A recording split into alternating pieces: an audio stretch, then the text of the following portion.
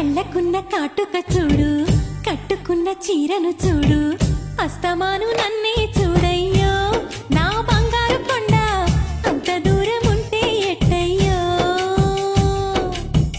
చెవులకున్న దుద్దులు చూసా, ముక్కుకున్న ముక్కెర చూసా, చూడమన్నవన్నీ చూశానే. నా పువ్వుల దండ చూపకుండా ఎన్నో దాచావే.